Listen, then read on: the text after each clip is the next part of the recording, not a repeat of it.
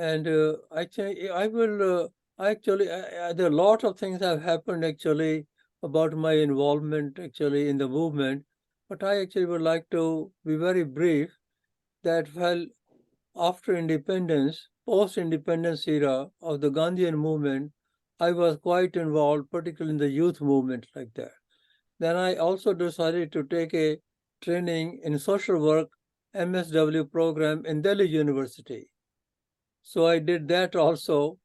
And during that time also, because of my contacts with various Gandhian leaders, so I used to bring them to the school to give talks and speeches.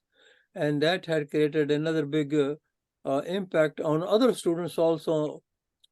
And I also taught at a couple of other universities in India before coming to United States. My desire was, of course, that to get my higher education, which I went to Florida State to do my MSW as well as my PhD there in adult education. And I did go back to India to start programs actually in adult education at the university level, but somehow I got sick, very sick over there. My health started deteriorating, and then my family said maybe we should go back to United States. So I came back actually uh, to United States and started teaching here at Fresno State, where I have been here since '67. So I retired only last year. And one of my major legacy is the Peace Garden at Fresno State. And that also, each one of those statues has a big story behind how it came. The only thing actually I want to say, my former president used to say the Peace Garden is the jewel of the campus. He used to say jewel of the campus, and this is very true. And I call it the spirit, it is the soul of the campus, like that over there. Our Peace Garden is probably the only campus in the United States, maybe throughout the world, where we have all these icons of human rights, social justice, peace, and nonviolence at one place. You may find memorial for Gandhi at one place, Dr. King for another place, and Cesar Chavez another place. Ours is the only campus where you have all of them at one place next to each other. So they are all standing actually in the 25 to 30 feet away from each other. And when students come, pass through the Peace Garden, they stop there.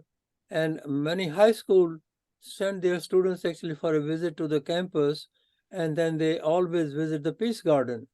And when they go around, they ask a lot of questions. Many times I have been asked to come and speak to the students. So that's actually we are trying to influence the young people about the life and the struggle and the sacrifices all these great icons actually have made for us. And my whole purpose has been to reach out the young people. If we can influence the young people, boy, we have accomplished something like that. Now we are adding pretty soon Nelson Mandela. Already, actually, Nelson Mandela statue is under construction. Our students from our department and the faculty are working on it. We are hoping within a few months this statue will be ready to be installed. And I am trying my best to see that Nelson Mandela statue be installed on Dr. King's birthday in January. If that would happen, boy, this will be a great event actually on our campus. And we are trying to have somebody from Nelson Mandela's family to be present with us on that day. We will keep you posted if you are interested. Please do come. But if you ever happen to come to Fresno, let me know. We'll be glad to take you around. So that's one legacy that I am leaving. Then I also leaving behind the Peace and Conflict Studies program, which is thriving like anything. In between, there was a time because I stopped teaching, and the university thought that, hey, this is there's no enrollment. But then they asked me to come back and start teaching the program, and our enrollment went up.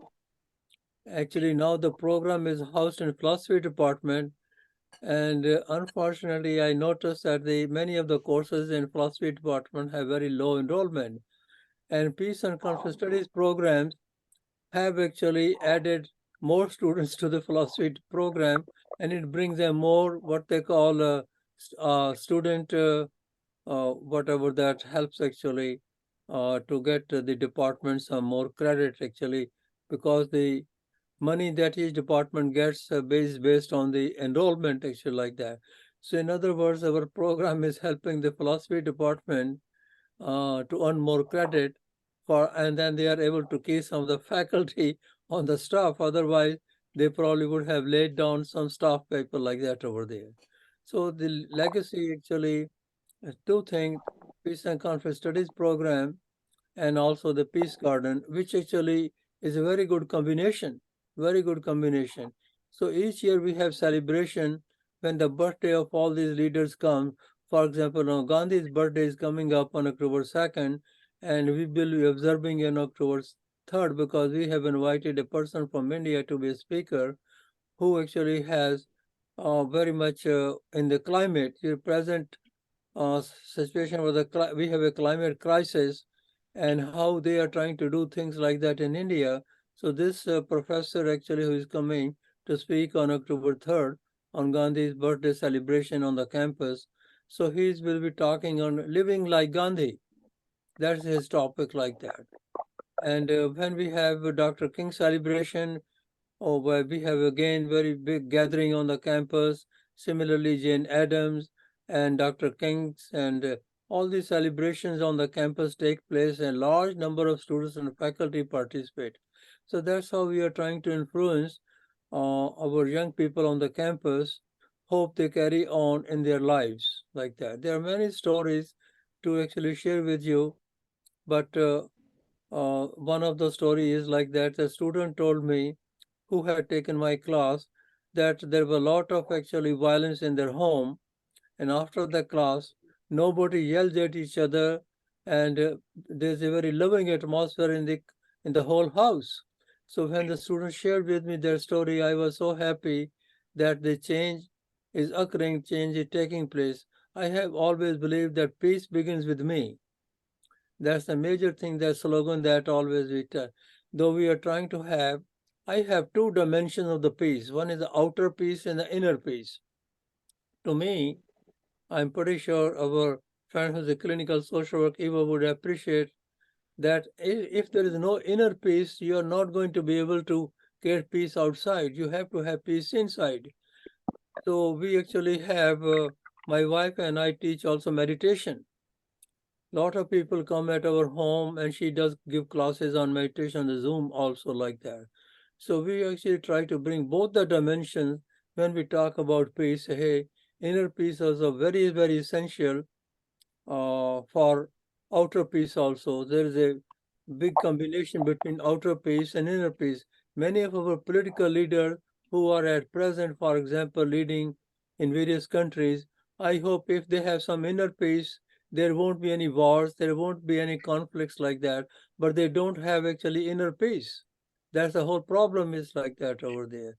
I think I would like to stop here and maybe let those who are present would like to ask some question, because I prefer to have a dialogue like that. But let me show you one picture that actually, when I think of Gandhi, this is the picture that comes to my mind. You may have some image of Gandhi also. Sanjay, can we show I that? need the keyboard and mouse, please. Come and do it, but I I'm asking my son to do that. I put it for sharing so you can share your screen.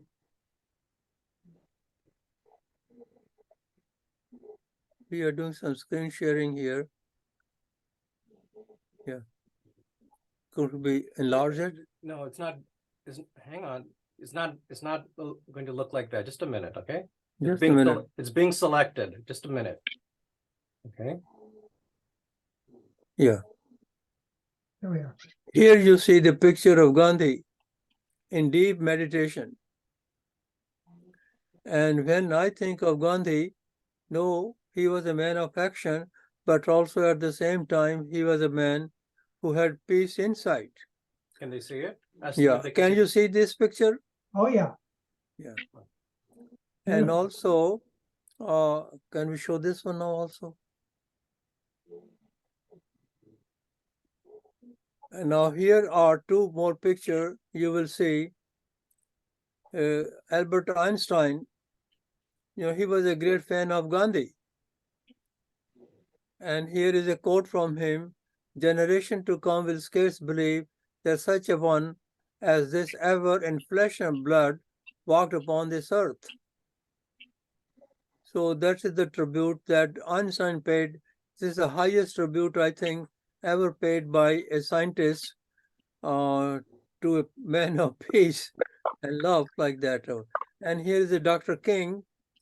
Dr. King was very much influenced by Gandhi, and he always had Gandhi's picture in his office. And this is what he said: "Gandhi was inevitable. If humanity is to progress, Gandhi is inescapable. He lived, thought, and acted inspired by the vision of humanity evolving towards a world of peace and harmony. We may ignore him at our own risk." Now, those are very powerful words that Dr. King actually used for Gandhi. Could we move to the next one? Okay, it's showing this one. Yes, some of you may be aware of it. Hold on. Let's have this one. You don't want to show the, okay. Yeah, here. Now, it is a very great tribute by Thomas Merton. Some of you may have heard his name. He was a monk in the Catholic Church, a great leader, one of the noblest men of our century, because he was truly and sincerely committed to peace politics. Gandhi's life was marked by wholeness and wisdom and integrity and spiritual consistency. And then the former UN General Secretary, Ban Ki-moon, he actually paid. Mahatma Gandhi proved that the culture of peace can change the course of history. Let us carry on his legacy until we end the terrible suffering in our world and establish lasting peace, the United Secretary General said in his remarks to the General Assembly High Level Forum Culture of Peace. Now, the word of culture of peace, this is what actually I think the main mission is in front of all of us: how to move from the culture of violence that we have created. And we are responsible for the culture of violence that we have. How to move from the culture of violence to the culture of peace and non-violence. That is a great challenge for all of us like that. That's what we have to work for like this over there. I would go on how to do that. I will cover those in my future lecture presentation, because there are major threats actually to the peace globally as well as internally. I was making a list of some of the major threats that we have, or the problem that we are facing. The climate change, the climate crisis, we are the ones who are responsible for it, let me tell you. And our corporations and all these big oil companies who have contributed towards all the pollution. You probably may have heard California has sued the oil companies actually. I don't know if you have heard about that. In California, our governor has sued actually the oil companies for lying actually to the people and giving us wrong information, misinformation, and misleading us. So let us see what happens as a result of this lawsuit. The other major problem that we are facing is a hate violence. Oh my goodness, actually, the hate violence that is happening in our country, particularly against the gay and lesbian community, is a very unfortunate like that. I am working very closely in Fresno area, and I will share with you maybe later on. So that is one of the mission that I have actually created. And let me show you actually one more picture here. Sanjay, can we show this one? Okay, just a minute. Just a minute here. Here is something else that we will show you.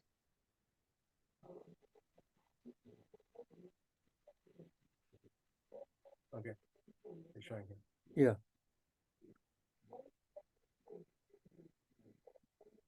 I don't know whether you can read. Is it readable by any chance? No. Is there any way to increase the size?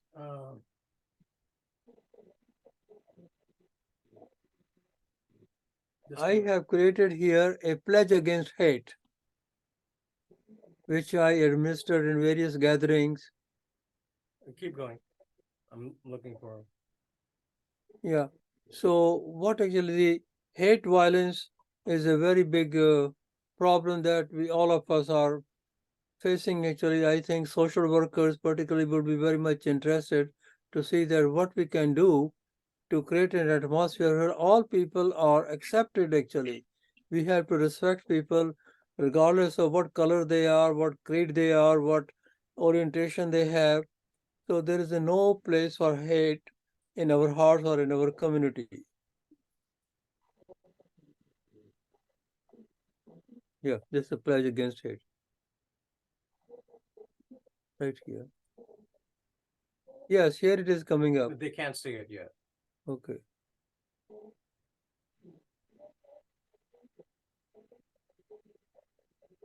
Just keep going.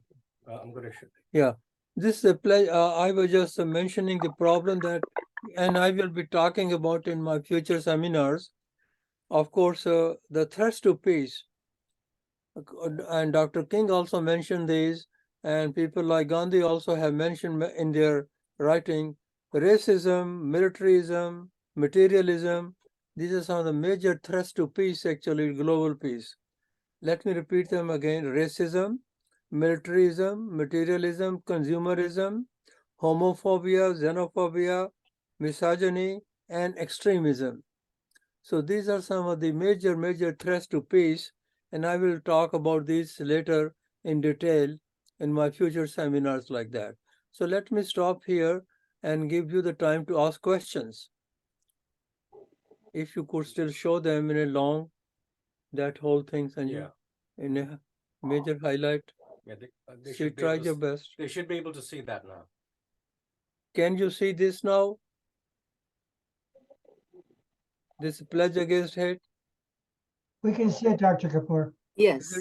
Is it we can. readable? Yeah. Yes, it's readable. Yeah. So this is the one that I have created actually, and maybe I will say I can send you this pledge. And actually, it started from the social workers. Can you imagine that? NASW started with it, and I picked it up and modified it further and added some more like that over there. That's what actually at the bottom I say, adapted from NASW Pledge Against Hate and distributed with compliments from Dr. Kapoor. And I actually added a few more and modified it a little further like that. This is what we are trying to promote here also. So some of these topics I will be covering in my future seminars. Please feel free to ask me some questions at this stage.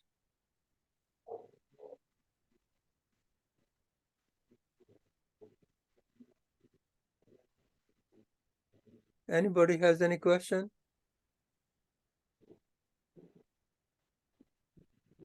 Part of the reason why I joined today was one, because I'm interested in spiritual growth, and because this topic is related to spiritual growth, but also because we are in an atmosphere or in the social context that we're living right now, where there is such a divide, social politically. But what has complicated it more is the social media and the news, and that we cannot agree on facts right now, right? We're getting all this different information, and there's such a wide divide. And so that makes it more difficult to even impart this message. So how do you combat this division? Do you have any ideas on that, and imparting or starting to unify and imparting this message of peace and creating peace when what sells is anger? And that's what's known, right? And Facebook and a lot of these platforms, that's what sells, and that's what's fomented.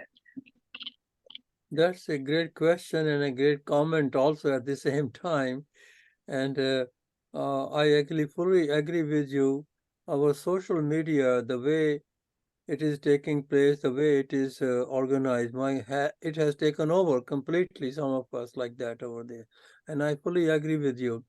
And Eva, this is where my wife, who is a meditation teacher, I bring her to my classes. And she conducts meditation sessions with them. To be very honest, after she leaves, students say, bring her back again.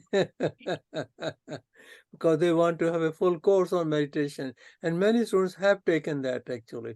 Of course, this is just a suggestion. And if there are some meditation classes or meditation, where are you located? Did you say in Bay Area? No, I'm in Central, very close to about an hour away. I'm in Modesto.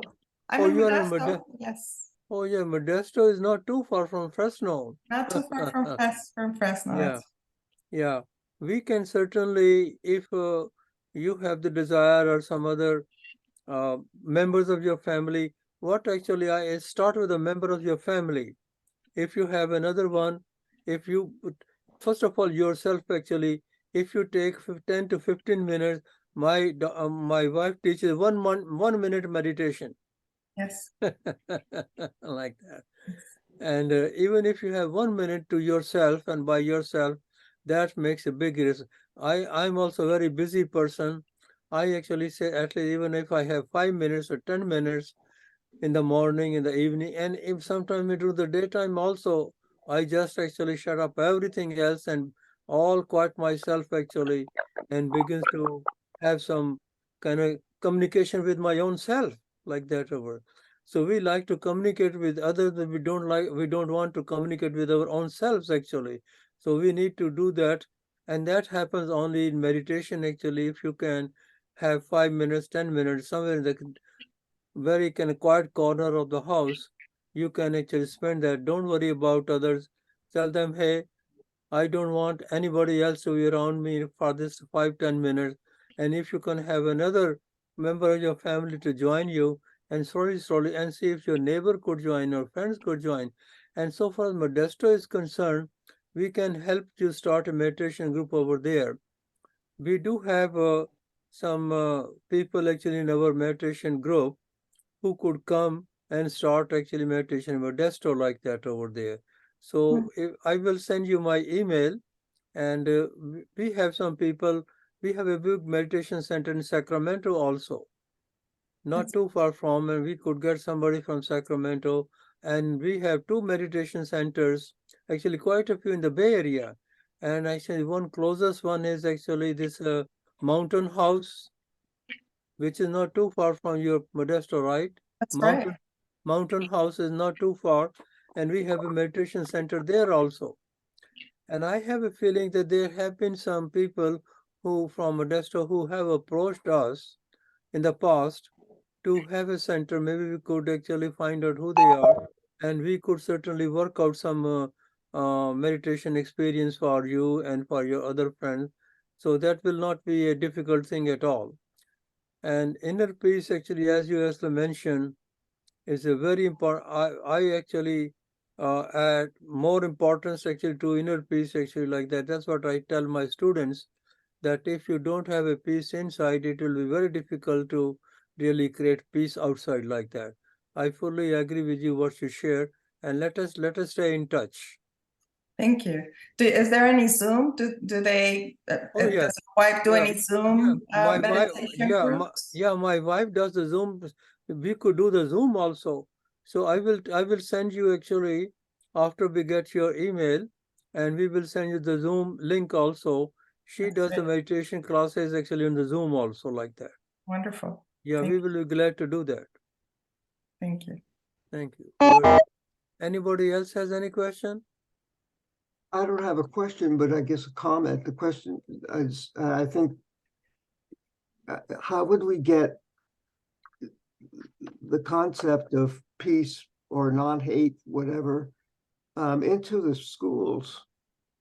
You know, where teachers could actually just sort of grab onto a few words or a few something and actually make it somehow part of the things that they do. either in curriculum formally or else informally, you know, and to reach the kids.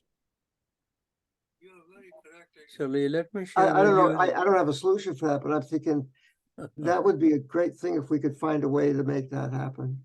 Yeah. No, actually, there have been efforts made and it's still going on. Even in the Bay Area also, there are some schools that are teaching meditation.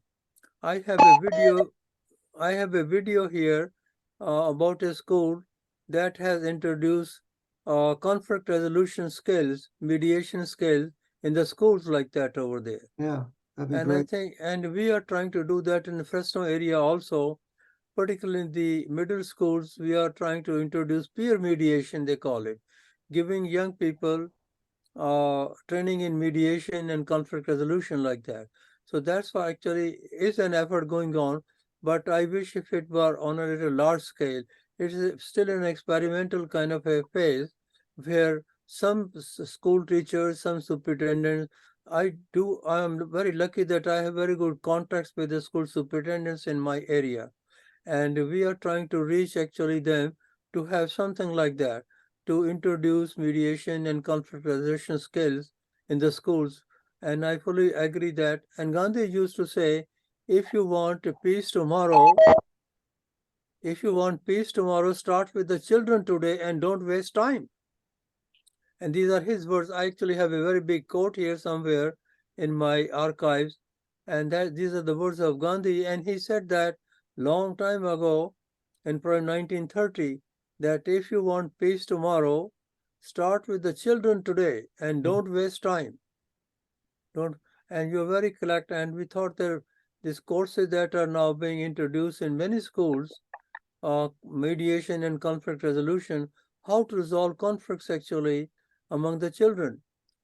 My own grandson actually took mediation training, and when he was in the school, he practiced it like that. He was sharing with the other kids also, and he himself actually got into conflict as somebody hit him. And the way he handled it told me, because of his training in mediation conflict resolution, he was able to resolve conflicts actually very peacefully. So there are actually ways and means to introduce this program of mediation and conflict resolution in the schools also. In the Bay Area, it is happening. I don't remember the name of the schools, but I have a very nice video where this mediation conflict resolution has been introduced in the elementary school, in the middle school, in the high school also like that. Yeah, that's great. Just need more of it. Yeah. We Dr. need that. Kapoor, we've been working in Kenya on peace education for about 10 years. And what you're saying might fit into that program. We've been working with, our organization has been working with principals in the coastal region of Kenya where there's been a lot of violence, sectarian violence, because you have extremist groups coming there from Somalia. And so it infects the children there. And so we've been developing a training program for principals and teachers. And this might be another method that maybe sometime we do this online also through Zoom. And we have a group that facilitates the training there. This would be something, could be done. The Brahmachari movement is also in Kenya, as you know. Your wife's meditation group. We worked with them in Nairobi. Is your wife with the Brahmachari movement? Can you hear me, Dr. Kapoor? Pardon? Is your wife with the Brahmachari meditation Yes, Brahmachari. movement? That's right. That's Yeah. a spiritual organization totally devoted to inner peace and meditation. Right. Well, they're in Kenya. We worked with them. We had a big conference there in Nairobi, and they were part of that conference. So we're familiar with them. Yeah. And we can, but you make a good point. Yeah. But the schools are very important for to reach the children. Yeah, my wife actually belongs to an organization, and the sole purpose of that is inner peace and meditation like that. Right. And they provide this training without any charge, no fees at all like that. Wonderful. And there are some other meditation training groups also. They charge a very heavy price, $100 to $400, whereas our organization doesn't do that. We consider it as a service to the community, service to the public like that over there. So Wonderful. we provide all these meditation classes and sessions without any charge, without any fees like that. Terrific. And John, you wanna- we'll be glad to connect with Eva for either on the meditation, Zoom meditation, or we could certainly send somebody also over there in your town in Eva, Modesto, which is very close, not too far from Fresno, about 75 miles from here, which is maybe an hour and a half drive actually. We could certainly find something. Well, my specialty, Dr. Kapoor, has been working with severe mentally ill patients for the past 28 years.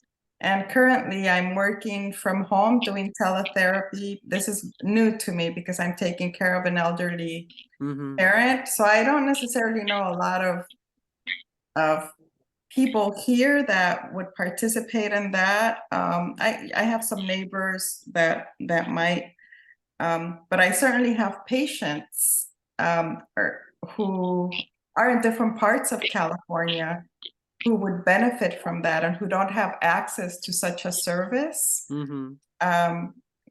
That some of them who might benefit and might be interested, if that would be okay, who are not. Now I'm working with a different population who are highly functioning and working and who might benefit from these type of meditation groups, if that would be okay to share with some of them. Oh, definitely. And Eva, we will send you the link also where the people can connect. When Mrs. Kapoor actually conducts a meditation, there are people outside California who get connected actually with her like that on the Zoom. Like, That would be and wonderful. yeah, so we will be very glad to do that. Thank you so much. Yeah, you are We have a welcome. lot of elder population often that are homebound, don't have anybody visiting them, or have very few linkages with outside. That's another population that may benefit from something like this. Yeah. Absolutely. Yeah. Ron, do you have a group actually where you live of the people who are what you call aged group actually like that in that age group that probably can meet together and can listen to the Zoom session? Yeah, I live in a retirement community, so yeah. Everybody here is old. And yes, the answer to that question is yeah. Yeah, but we will leave up to you if you think that you can put together a group of people who may be interested, and we can certainly provide the link. And only thing you have to have this screen and get connected with on the Zoom session actually, and I'm pretty sure they can also benefit. We will be glad to help in that if there is an interest in that area, Yeah. in your Let me area. talk- That we have a social worker, and so let me talk to her about that. That'd be Very her. good, very good, very good. Thank you. Thank you so much, Dr. Yeah. Kapoor, for offering You that. are welcome. Anybody else has a question? Clyde, do you have a community there in where you live in Poughkeepsie? There are communities, but I'm not linked with any of them. And then I stay here for about 5 months, 6 months, depending, and then I go back, depending on the situation. In the COVID years, I stayed longer, and then I go back to Delhi. But if there is any way that I can individually come on to a session, a Zoom session, at whatever time everyone else is having one, because I would love to come into to some form of inner meditation. That is one, if it's possible. I do have Zoom, and if the link, I mean, we have connectivity, I could join, if I could join that. The second question, if this is a question that Sorry. I have. You know, in India today, as you must be hearing, or for that matter, all over the world, there is so much of violence. How do we convince our educators who are formulating policies and syllabuses for the curriculum to include programs on peace studies? I'm just thinking, the thought suddenly occurred to me. You said a professor is coming in to talk to students where you were teaching. How would, something like that happen? Of course, when I go back, I don't have a link with my college, but just to think of having a program on peace studies, just on peace studies, or whatever one wishes to call it. People tend to, young people tend to shy away from meditation. There would be just a minuscule number of students who would join it. Also within the curriculums, the time frame needs to be worked out, etc. But to draw them in, to motivate them to come to this is quite a Herculean task. When I go back, I'll try and talk to some of my friends. Well, actually, like you said, it all begins with the self. And if, I can motivate myself and my peer group, my few group of friends, how we could start something on Zoom. Because So- I do see the situation in India. And when I think of what Gandhi taught, when he talked and practiced nonviolence and satyagraha, the respect he accorded to the Harijans, if today we have upliftment in that community, in that group, it is because of Gandhiji, of what Gandhi did. And the entire Dalit community who is being respected so much. Well, I can't say respected so much, truthfully, but at least they're recognized thanks to the efforts of Gandhi. But today in India, Gandhi is not revered the way he was years ago. He really is no longer revered in that manner. Yes, we do lip service on the 2nd of October. We'll have programs and, some celebration, and then it's all forgotten. It's very, very sad. Dr. Kapoor, we have a comment from John Katami. Can I read it? He says, for many years, some multinational companies employed professional hunters to massacre wild animals. This is shoot-it-man philosophy. For many years, multinational companies have been ripping the mineral riches from African and Zambian soils and leaving gaping craters and devastation in their wake. That is the dig it up mentality. For many years, I have been slashing down the natural forest and putting the land to cash crop. For many years, many have been slashing down the natural forest and putting the land to cash crops that drain the soil, that poison it with nitrate fertilizers, that contaminate the streams and rivers. This is the chop it down philosophy. The death of species affects all of us directly. Comments on this carnage of the environment, the wonder to nature. So this is another aspect of violence, Dr. Kapoor, that my wife works in, the violence to earth. We talk a lot about human violence, but there's tremendous violence being done to Mother Earth. And this is another part of the problem. If you're violent towards the earth, you're going to be violent towards your fellow human beings. So it's an overall education that needs to be done about the nature. Pope Francis has come out with his Laudato Si encyclical on starting a movement called the Laudato Si movement to honor Mother Earth. So learning how to work, the Native Americans taught us a lot of this, but we lost a lot of what they had originally. So maybe this is another aspect to think about in the nonviolent movement, is how we treat the earth. You are very correct. I know Pope Francis actually is a great peace builder, and I have been reading some of his speeches that he has given about the environments and treating people, and particularly about this statement in the chat by brother from Zambia is no doubt very serious thing. And this is what's happening in Amazon also. In Amazon also the same kinds of things are happening like that. But there are people who are getting organized to protest non-violently. And there should be a group of people who should protest non-violently. And this is a very injustice actually that all these companies are doing like that over there. I don't know whether they can contact the United Nations also. I hear some little there when I am speaking, there is a I interference think it's actually. because I think Yeah. there's something from John's. I'm going to put him on mute. John, could you just mute your sound and use the chat? There's a signal coming through. Yeah. There you go. Thank you. So since next week is also, you said October 2nd is a big celebration in Fresno?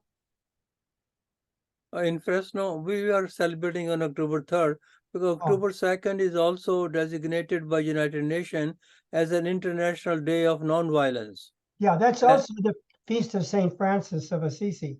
That's right. Yeah. For the peace and nonviolence. Yeah. So I'm wondering if is that going to be live streamed on this on your on the 2nd, or is it? Yeah, I will be talking about these kinds of among the various topics that I have, violence is one that we have going on actually internationally, globally, and in our communities. So the I'm violence. wondering if this group wants to continue. The problem we're having is I thought we'd have more people come on. I'm hoping maybe we could combine with your program there in Fresno if it's going to be live streamed, and have whoever we can then announce that we're going to combine it with whatever you're doing there in Fresno for that. Yeah, actually the timing is the one. The program that starts at Fresno is around noon time. It's because our speaker was available at that time. So around 12:30, and we will be done by around 2 o'clock. And our program here starts at 4 p.m.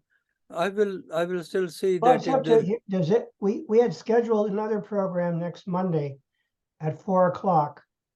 That would be the day before your, did you say you had something next Monday too? yes. Well, I will be glad to speak next Monday as you have scheduled on some other aspects of Gandhi's actually. I broke it down in 3 or 4 sessions. One was actually general today, and particularly if the people who are present, if they could read the article that I have written, which I think you have already shared. I have it, I'll send it out. We'll send that article out. Unfortunately, we have 29 people sign up and we only have 5 who actually came. So Yeah. that's the problem. We had 29 say they were interested, and then for whatever reason. But here what we'll do, I'll send out the article to all the people who originally signed up, it was 29, Yeah. and see what we have next Monday at 4 o'clock. Hopefully Yeah. more will come, you know. Yeah. And I will also send you the Zoom link actually, where my wife, Mrs. Kapoor, conducts meditation. Then you could share with the those who are interested, particularly Sure. with Eva, because I don't have her. Eva, let me give you my email if you could write it down. Yes, It's please. it's S Kapoor. S Yes, one word, S Kapoor 334 at gmail.com. Thank you very much. Thank you, Dr. Kapoor. I could actually put it in the Sanjeev, could you I will put my send it to email? everybody. I'll Yeah. send Dr. Kapoor's email to you, Eva, also, if you don't. Yeah. Thank you. That, Yeah. And I really appreciate the concept of starting with oneself and with meditation, because yes, I think that would be so wonderful if that was implemented in the schools. yeah. In fact, in my daughter's school, when she was in kindergarten, since kindergarten, they used to do meditation because that was a way of calming the students. In fact, I found this photo. Look at this. She Oh, used to do wow. That's meditation very when she was impressive. Very impressive. little. Very. I found her one day sitting down doing, and because this would calm the students down. So since they were that little, they would have them do this, to be still and to just breathe and do meditation. So Yeah. wouldn't that be wonderful if Yeah. we can start Well, practicing that? that's a great picture, Eva, that you have shown. that makes my day. Yes, yeah, it's, That's so, wonderful. That's just great. That's wonderful. Like but I would love to do this in kind of guided in a group and with someone. So I would love to join your wife's group meditation. So sure, thank you that's for sharing that. Yes. sure.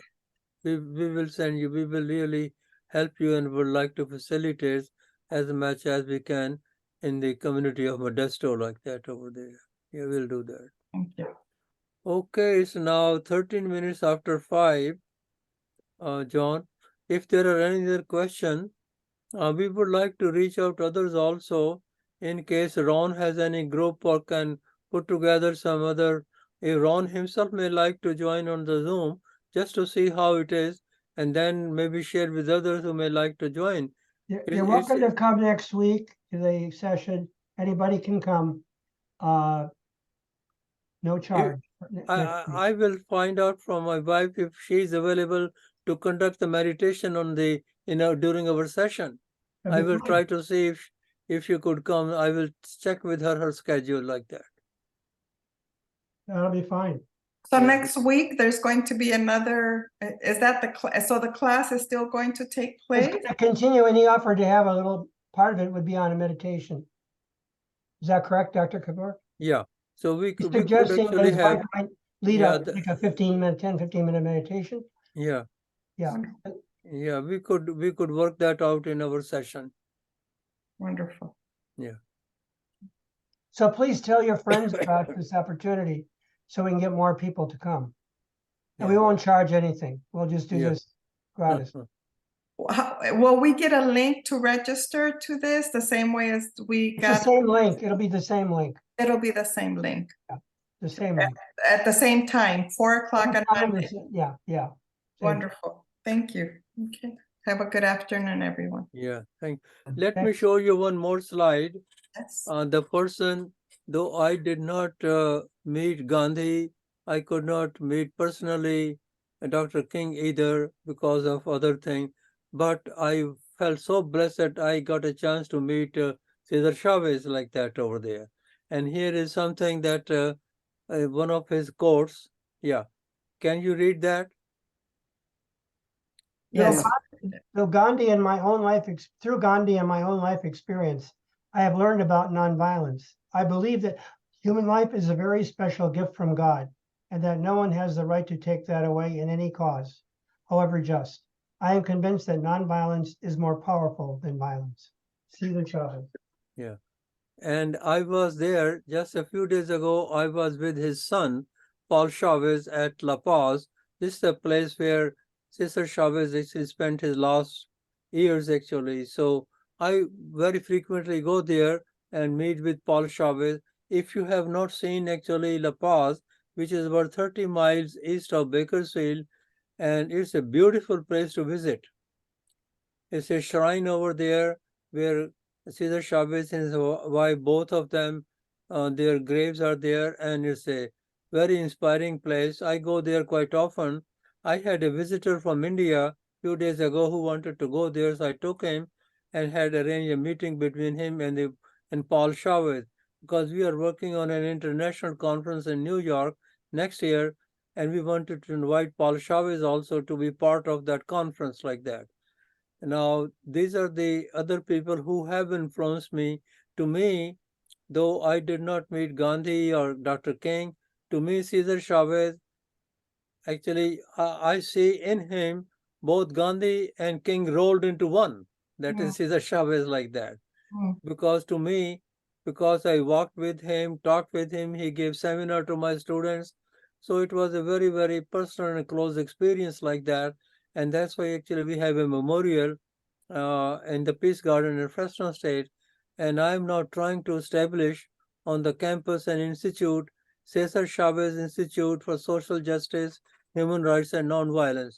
That is my very important project. I am working on it, trying to create that on this campus like that, because we don't have actually anything academically to honor Cesar Chavez on our campus. We have a statue memorial, that is okay, but I want to see in the academic disciplines also begin to introduce Cesar Chavez and his work. When you introduce Cesar Chavez, you also introduced Gandhi and King also at the same time. When I was teaching, I was bringing Gandhi, King, Cesar Chavez in my courses very frequently and pretty in depth actually also. So that had actually made a big impact on the students also like that. That's how we are trying to influence our young people. And I have a faith that they are our future and they can bring more change actually in the communities, in their own lives and the society also. So we need to work with the young people as much as we can. Yes. Thank you. Thank you, Dr. Yeah. Kapoor. Is there a one of the one more thing? See, Sanjay, one of those slides, my picture with Cesar Chavez. With those slides. Yeah, hang on.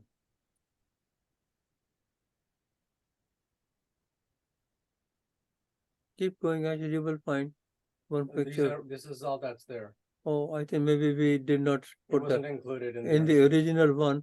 Maybe next time we will show you my picture with the Cesar Chavez like that over there. Anyway, well, thank you very much for your presence and participation. I have certainly enjoyed the interaction that we had. And let us stay in touch and let us meet again.